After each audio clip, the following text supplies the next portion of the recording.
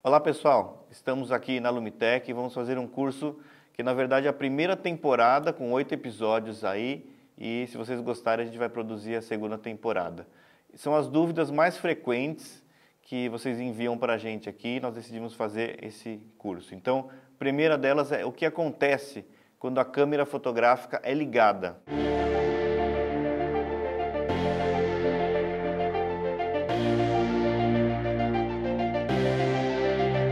Vou explicar para vocês agora.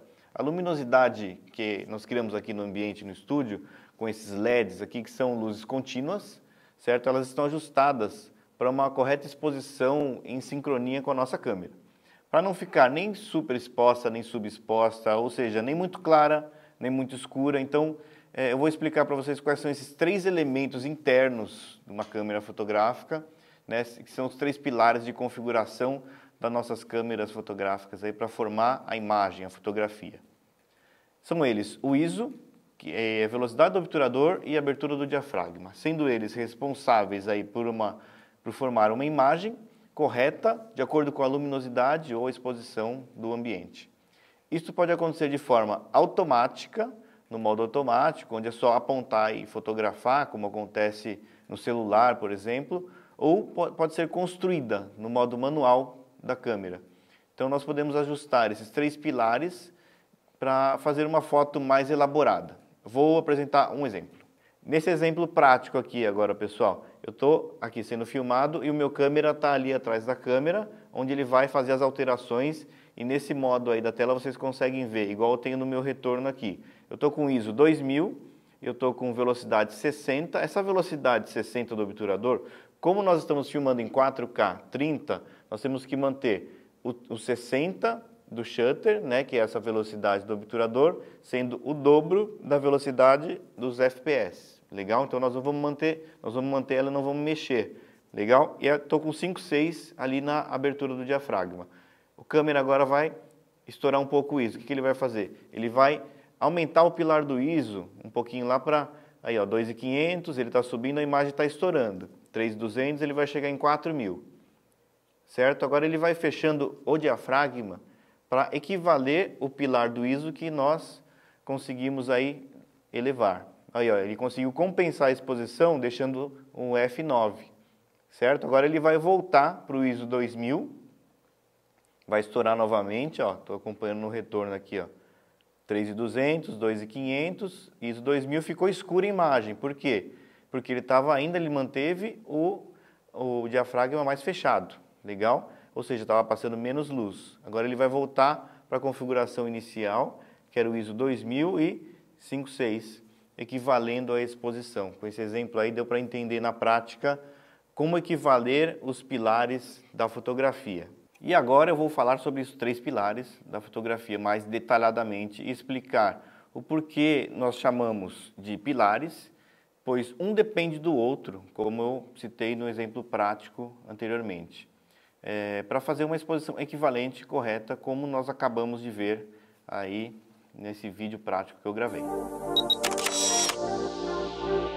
O ISO ele ajusta a sensibilidade da câmera conforme a intensidade da iluminação do ambiente recebida pela câmera. Nos dias atuais é pelo sensor da câmera. Um dos maiores aspectos de uma imagem onde identificamos qual sensibilidade ISO foi usada e sua qualidade no final, porque tem tudo a ver, possui relação direta com o ruído da imagem, que é a reprodução através dos pixels, ou seja, essa diferença sempre foi discutida por ter uma característica de grão, né? O grão versus ruído na fotografia. A granulação tem um aspecto mais orgânico, pois é encontrada na película das câmeras com filme fotográfico. Esse grão formado pela prata composta nos filmes que eram usados antes da chegada do sensor digital, que são essas câmeras aqui que a gente até desmontou uma, né, que são sensores eletrônicos, né, que eles apresentam um ruído, porque é eletrônico, então é por sinal. Ou seja, o grão é uma coisa, o ruído é outra. São tecnologias diferentes que vocês vão poder reparar que o ruído digital ele é predominado pelas cores que a câmera usa para reproduzir uma imagem, que é gravada no sensor digital, sendo composta pelas cores vermelha, verde e azul, o que é o espaço de cor RGB, que é o Red, Green e o Blue. Legal? O sensor digital, ele trabalha através dos elementos de imagem que são os pixels, que tem origem do seu nome de PI, que é o Picture, X, que é o Versus, EL, Element. Então é PI versus EL, que é Pixel, certo? E agora nós vamos praticar um exemplo do efeito da sensibilidade ISO. Nós vamos fazer duas fotos, sendo uma foto com ISO baixo, pode ser o ISO 100 que nós vamos usar, e outra foto com ISO bem alto, que é o 32.000. Para qualificar essa relação da imagem com a quantidade de iluminação recebida, que vai gerar mais ou menos ruído, alterando diretamente na qualidade da imagem, ou seja, quanto maior o número da sensibilidade ISO, maior a predominância de ruído na imagem.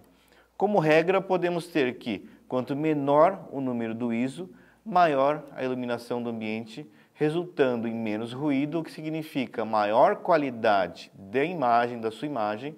Já, quanto maior o valor do ISO, menor será a iluminação do ambiente, resultando, onde a gente vai ter uma fotografia com maior ruído. Então, vamos fazer uma prática aí.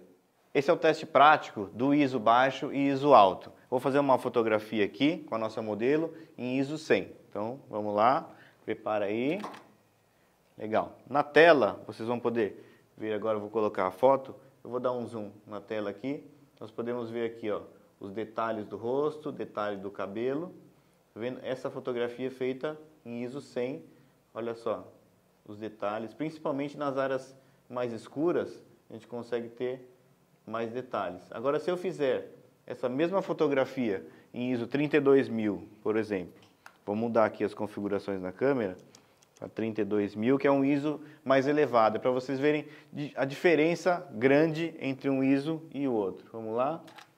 Legal. Vou colocar na tela agora essa foto aqui. Estou aqui com o meu retorno, a gente está navegando na foto aqui, como se fosse em tempo real. Então, olha os detalhes do rosto como são diferentes. Tem bastante invasão do ruído digital. Ó, não temos tanto detalhe no cabelo e as áreas escuras, com a blusa mais escura também, não tem tantos detalhes. Vou colocar agora na tela para vocês em tela cheia a foto com ISO 100 e a foto com ISO 32.000.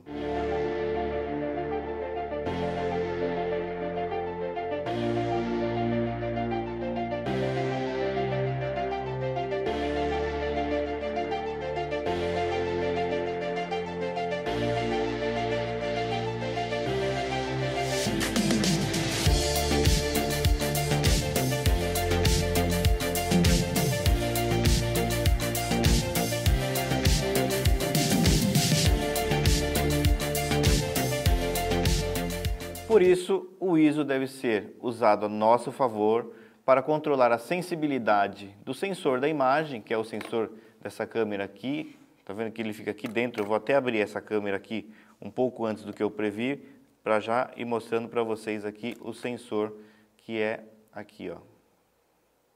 Esse que fica verdinho aqui, certo? Ele fica nessa parte aqui da câmera, né? E, então, assim, o sensor, né, em relação à luz do ambiente, criar o efeito que nós desejamos na nossa fotografia, utilizando muito bem o ISO, ou seja, ele alto, ou seja, ele baixo.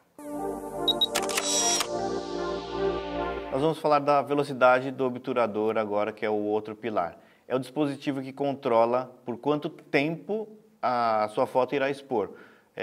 O modelo mais comum de obturador é o mecânico, composto geralmente por cortinas de lâmina de metal, né, sobrepostas, que ficam no plano focal da câmera junto ao sensor de captura de imagem. Então, aqui, ó, essa câmera aqui é uma câmera que nós conseguimos desmontar. Então, nós temos aqui para o bloco do espelho, certo? Legal, vou mostrar aqui bem mais no plano detalhe, ó, aqui é o bloco do espelho. Esse espelho aqui ele levanta, porque ela é uma DSLR, legal? Aqui eu vou desencaixar exatamente esse assunto que nós estamos falando agora, que é aqui do obturador, legal? Que são as cortinas. Atrás vem o sensor digital, E aqui vem a placa de circuito, onde você coloca o cartão aqui, direitinho também. Legal? Então, entre essas partes aqui da câmera, nós vamos falar agora o que entra depois do espelho, que é a abertura aqui das cortinas aqui do obturador, certo? Então, como é que funciona aqui? Ao acionarmos, né, o disparador da câmera, o que acontece? Essas cortinas aqui, elas são duas, tá vendo ela? Tem uma cortina aqui que eu estou fazendo movimento, e se eu segurar aqui, ela vai acionar a segunda. Então, eu posso segurar a primeira, trabalhar com a segunda e descer lentamente a segunda cortina. E nós podemos também fazer como se fosse velocidade mais alta, fatiar a foto. Tá vendo? Ó? Ela faz tipo uma fatia. Ó. Ela vai descendo, descendo, descendo, descendo aqui, ó, devagar. Vou abrir de novo aqui, ó. Tá toda aberta. Um longo tempo de exposição, ela fica exposta por bastante tempo e a luz passando aqui por dentro dessa cortina. E uma exposição mais rápida, eu abro a cortina, seguro aqui e ela vai como se fosse fatiando aqui a exposição, para baixo, para cima aqui, ó. Vendo como se fosse uma fatiazinha, deixando passar pouca luz. Então, assim, ao acionarmos o disparador, eu trouxe esse outro modelo de câmera aqui, que a gente aciona o disparador da câmera, tá vendo? E vou abrir aqui do lado, ó, para vocês terem uma melhor ideia. Ao acionar esse disparador aqui, uma cortina se abre, tá vendo por aqui, ó? Eu posso aumentar esse tempo aqui ou diminuir. Vou deixar exposta por mais tempo, vocês vão conseguir ver aqui atrás um pouco como se fosse o filme, legal? Vou deixar mais tempo aqui, ó. Vamos lá. Então, esse tempo que ela está aberta, ela está registrando, legal, a imagem. Nesse caso dessa câmera, ela estaria registrando no filme, né? Nessa aqui digital que a gente desmontou, está registrando no sensor. Então, é como se eu tivesse tirado o filme aqui e ela estaria registrando aqui no sensor. Legal?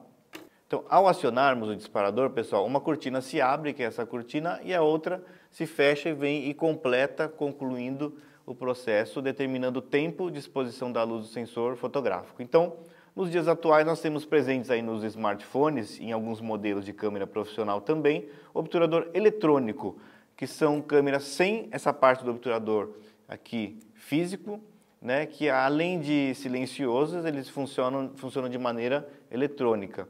Ou seja, ele apaga as linhas dos pixels, né, que é essa parte aqui que eu falei do sensor, ele tem composto pelos pixels, simulando a cortina. Então ele fica preto e volta ao normal, o sensor digital, para fazer o mesmo trabalho do obturador mecânico. E essa configuração da velocidade do obturador é medida em frações de segundo. Por exemplo, se na sua câmera estiver o valor de 1/60 de segundo, a gente controla aqui em cima, de velocidade, o dispositivo irá abrir e fechar para a passagem de luz até chegar no sensor nesse tempo.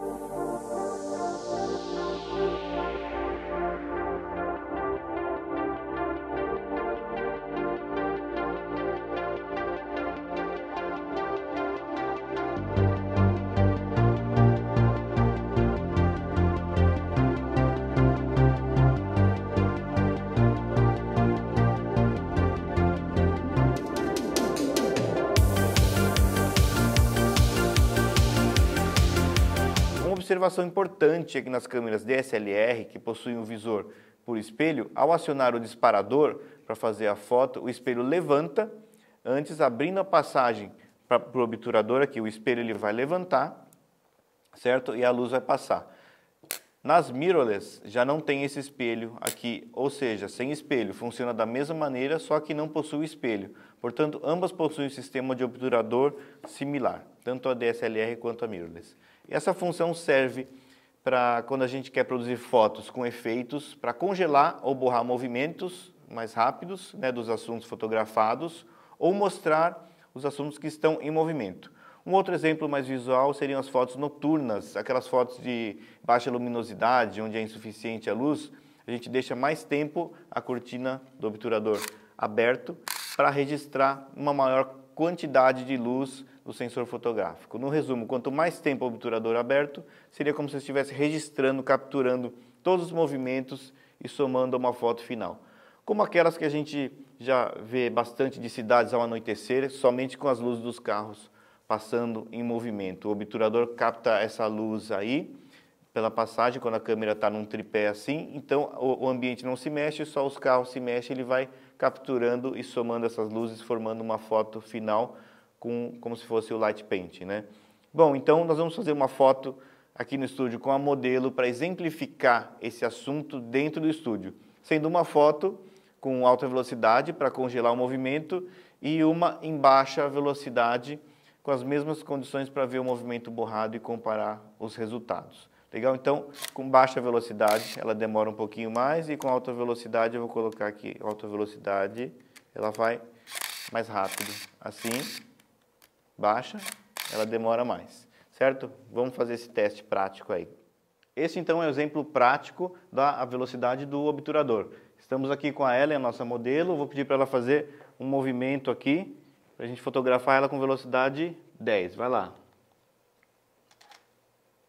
Legal. Observando aqui a foto no monitor, podemos ver aqui que ficou um pouquinho tremido o cabelo, legal, e as mãos também. Agora eu vou pedir para ela fazer um movimento mais rápido ainda com as mãos. Vai lá, capricha. Ótimo. Vamos visualizar agora aqui no monitor. Ó, vamos fazer, eu vou dar o zoom aqui. Olha as mãos dela, pessoal, como é que ficou mais tremida, ficou borrada, porque eu estou usando velocidade mais baixa, estou deixando mais tempo exposto. Agora eu vou mudar aqui para uma velocidade mais alta, eu coloquei 320 de velocidade, vou pedir para ela fazer o mesmo movimento. Tá bom, Ellen? Vai lá, capricha. Legal, vamos ver qual foi a diferença aqui. Pode ver, dando zoom aqui, ó, no nosso retorno, os cabelos ficaram mais pausados, as mãos também ficaram mais pausadas. Então, se você souber usar a velocidade do obturador a seu favor, você vai criar o efeito da foto que você quer. Não existe nem certo nem errado, existe só o efeito que você quer criar na sua fotografia. Outro exemplo que nós vamos fazer é uma foto chamada light painting, assim como o exemplo da foto noturna, só que agora no estúdio, onde nós mantemos a velocidade do obturador aberto, aqui, né, registrando toda a luz que nós vamos fazer, e ela vai fazer um movimento com uma luz aqui, e depois ele se fecha novamente, registrando aí o movimento da luz que nós fizemos no estúdio. Vamos lá. Agora o exemplo prático da velocidade do obturador mais lenta. Vamos desenhar com a luz, chama light painting esse efeito aqui. Para que isso aconteça, a gente vai apagar a iluminação geral do nosso estúdio, legal. Agora, a luz atrás da modelo ali, ele vai passar um bastão de luz atrás da modelo e pintar com a luz. Eu tenho 2 segundos para fazer isso, que foi a velocidade que eu setei o meu obturador. Vamos lá, em 3, 2, 1, foi. No final eu dei o disparo do flash para iluminar um pouco mais a modelo. Vamos ver a foto como é que ficou. Bacana, perfeito. Ó. Nós temos a modelo, temos a luz de bastão que está lá. Agora acende a luz aí, pessoal, da produção para a gente. A Ianca acendeu a luz para a gente. O Digão vai aparecer agora lá também. Ó. Esse aqui foi o segredo da foto Light Painting, usando essa velocidade 2 e diafragma aqui 18 no ISO 100. Espero que vocês tenham curtido.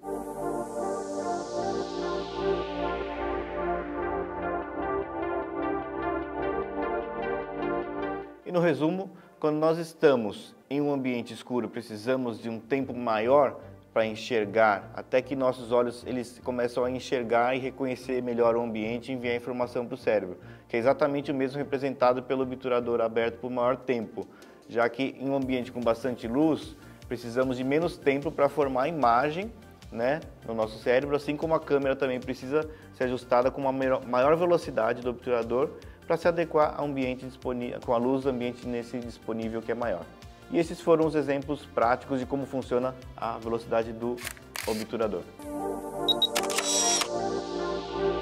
A abertura do diafragma é o ajuste que controla a quantidade de passagem da luz, é a quantidade, tá, pessoal, da passagem da luz aqui, e também a profundidade de campo, que é medida em f-stops, que é a medida da abertura da lente ou orifício pelo qual controlamos a entrada de luz até atingir o sensor fotográfico.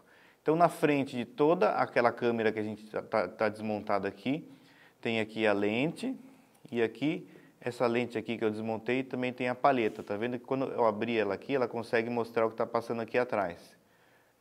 Conforme eu posso fazer uma abertura maior ou menor aqui das palhetas. Legal? Então, a escala em números f de função aritmética, onde cada variação de f-stop corresponde a passar ou bloquear a luz em 1/3, meio, metade, né, na verdade, e o dobro da luz. Por exemplo, um f-stop de 1.8 ou 1.8 está mais aberto do que um f-stop de 11, correto? Diminuir o número do f-stop significa abrir mais o orifício das lâminas internas, como eu estava mostrando aqui, que torna a imagem mais clara e a profundidade de campo menor, ou com foco mais curto entre os planos fotografados.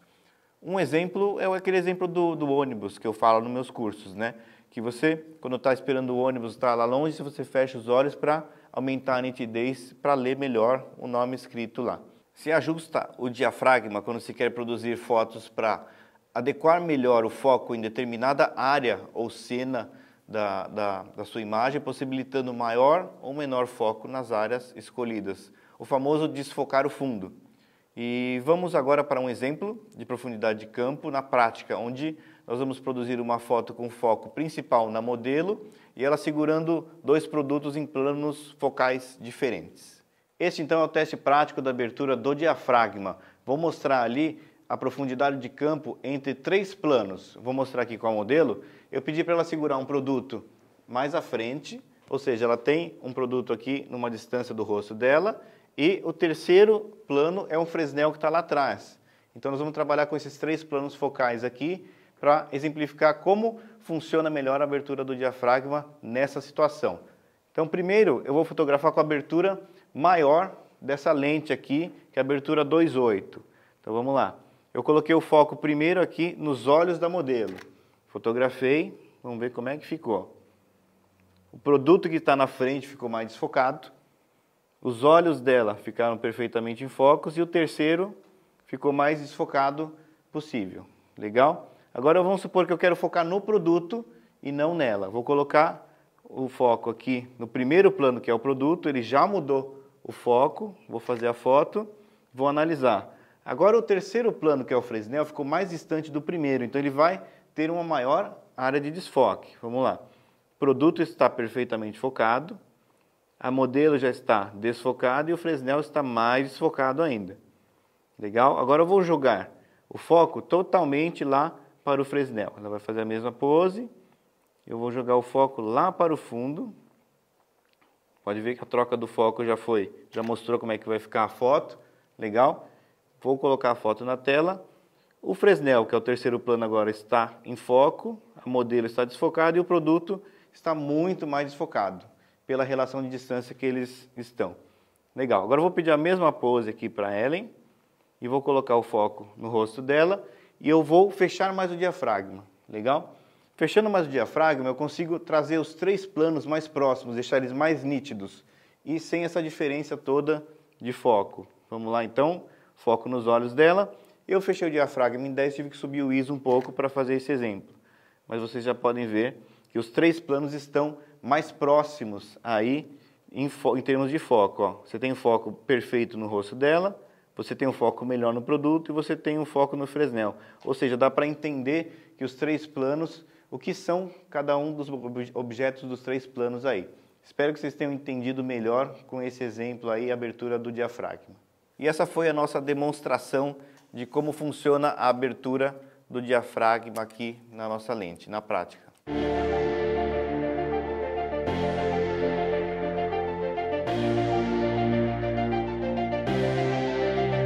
O equilíbrio, então, desses 3 pilares aí nos indicam a exposição equivalente, que pode ser medida pela régua no fotômetro do visor interno da nossa câmera, que, se bem trabalhada, ela resulta em fotos mais nítidas, de melhor qualidade, para contar melhor a história que nós pretendemos contar com a nossa fotografia. Na prática, sempre que andarmos um passo maior no ISO, por exemplo, nós temos que equivaler a exposição compensando na abertura ou na velocidade do obturador para manter essa régua do fotômetro no centro. O equilíbrio é o segredo para uma melhor foto nesses 3 pilares aí. Agora você já sabe medir e configurar a parte de foto, que significa luz, e é só deixar a grafia, que é a escrita, com o sensor digital. Uma boa fotografia para vocês.